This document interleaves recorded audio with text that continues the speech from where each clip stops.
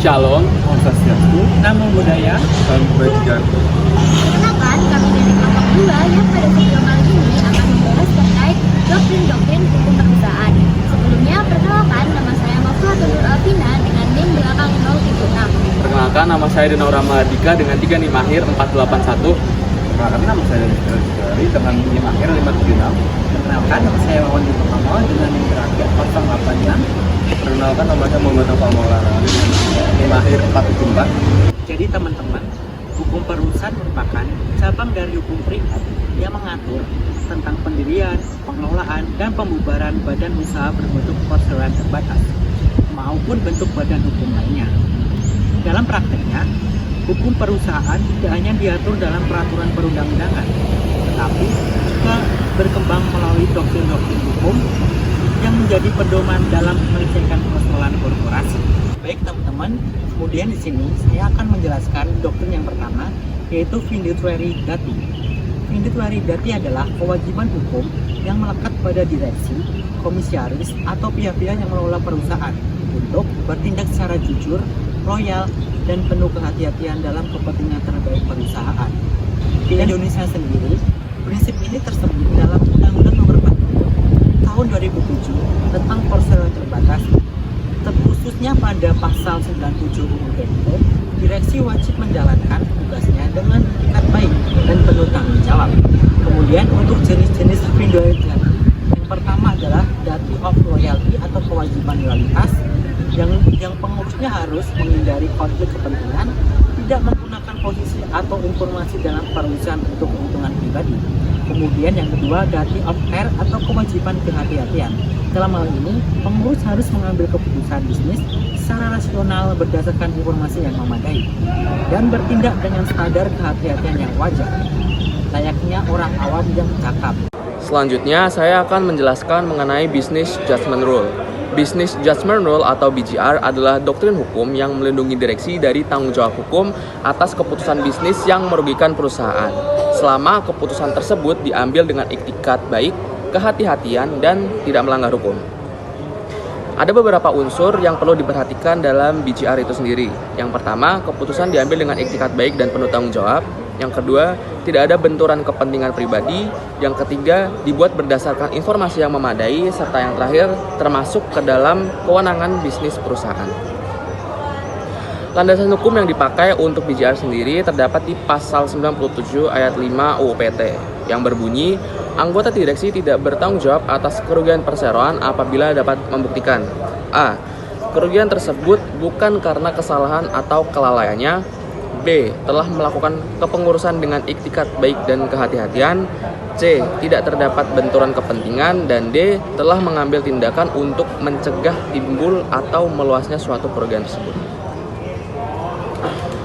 Di sini terdapat beberapa fungsi dari doktrin BJR ini sendiri, seperti melindungi hukum bagi para direksi. Yang kedua, memberi kebebasan manajerial dalam mengambil resiko bisnis. Dan yang ketiga, membatasi intervensi pengadilan terhadap keputusan bisnis yang sah. Jika kita ingin mengambil satu contoh kasus dari BJR ini sendiri, kita dapat melihat contoh seperti ketika direksi itu membeli aset untuk ekspansi suatu perusahaan, tetapi ternyata nilai aset tersebut malah turun bukan naik. Nah, selama keputusan itu diambil dengan analisis dan tanpa konflik kepentingan, maka direksi tidak dapat digugat dan dilindungi oleh doktrin BJR itu sendiri, yang dilindungi juga oleh landasan hukum, yaitu salah satunya pasal 97 ayat 5 UU PT. Adapun doktrin-doktrin hukum perusahaan yang ketiga yaitu Preaching the Corporate Veil. Preaching the Corporate Veil merupakan suatu doktrin atau teori yang diartikan sebagai suatu proses membebankan tanggung jawab kepada pundak orang atau perusahaan pelaku atau badan hukum. Tapi melihat pada fakta bahwa perbuatan tersebut sebenarnya dilakukan oleh pelaku perseroan. Dalam hal ini, pengadilan akan mengabaikan status badan hukum perseroan tersebut dan membebankan tanggung jawab kepada pihak pribadi dan pelaku perseroan tersebut, serta pengadilan akan mengesampingkan tanggung jawab terbatas.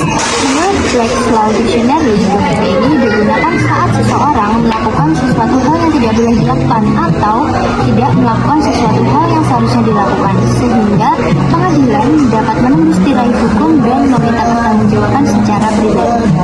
Adapun 5 kriteria dasar dan universal mengapa breaching the corporate veil ini dapat dijatuhkan. Yang pertama yaitu terjadinya penipuan, yang kedua didapati suatu ketidakadilan, yang ketiga yaitu terjadinya suatu penindasan atau oppression, yang keempat yaitu tidak memenuhi unsur hukum atau illegality, dan yang kelima yaitu dominasi pemegang saham yang berlebihan.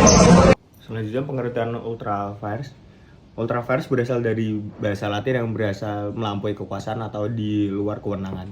Dalam konteks hukum perusahaan, doktrin ini mengacu pada tindakan yang dilakukan oleh suatu perusahaan yang tidak termasuk dalam maksud dan tujuan sebagaimana ditentukan dalam anggaran dasarnya. Artinya, perusahaan sebagai subjek hukum fiktif hanya boleh bertindak dalam ruang lingkup wewenang yang telah ditetapkan sejak awal pendiriannya. Tindakan yang berada di luar lingkup ini dianggap tidak sah dan dapat menimbulkan konsekuensi hukum serius, baik terhadap perusahaan itu sendiri maupun terhadap para organ perusahaan yang melakukan tindakan tersebut. Selanjutnya, asal-usul perkembangan ultra vires ini, doktrin ini muncul dan berkembang dalam sistem hukum common law.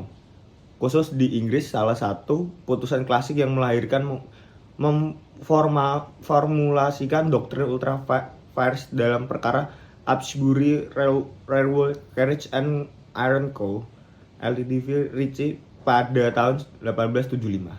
Dalam kasus tersebut, pengadilan membatalkan perjanjian bisnis yang dilakukan oleh perusahaan karena perjanjian itu berada di luar maksud dan tujuan sebagaimana tercantum dalam akta pendirian perusahaan.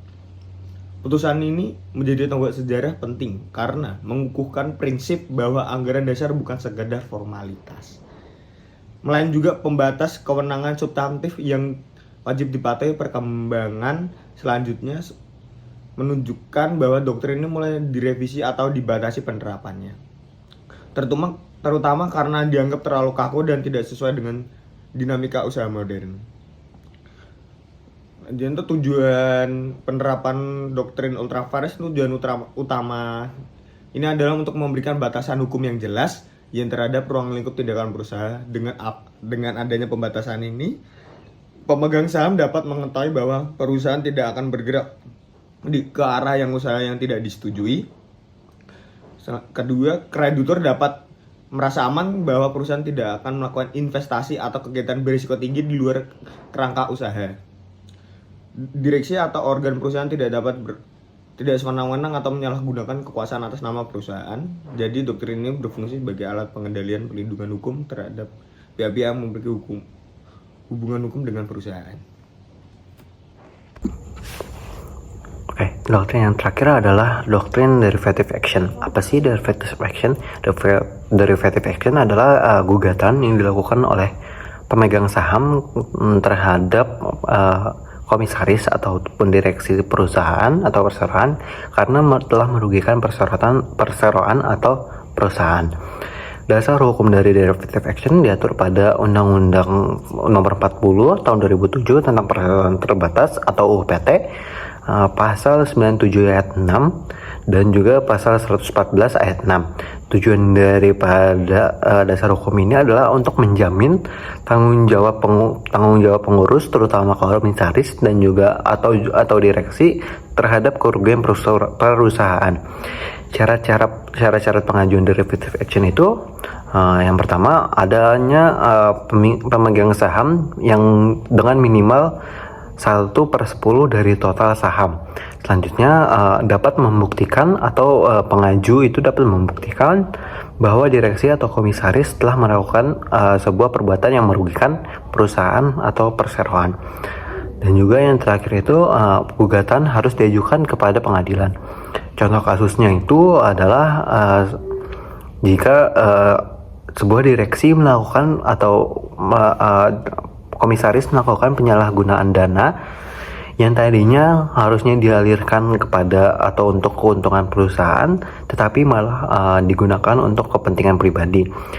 Pemegang saham dengan contoh kasus tersebut, pemegang saham dapat mengajukan gugatan untuk menggugat daripada direksi atau komisaris. tujuan dan manfaat dari derivative action adalah yang pertama itu menjaga daripada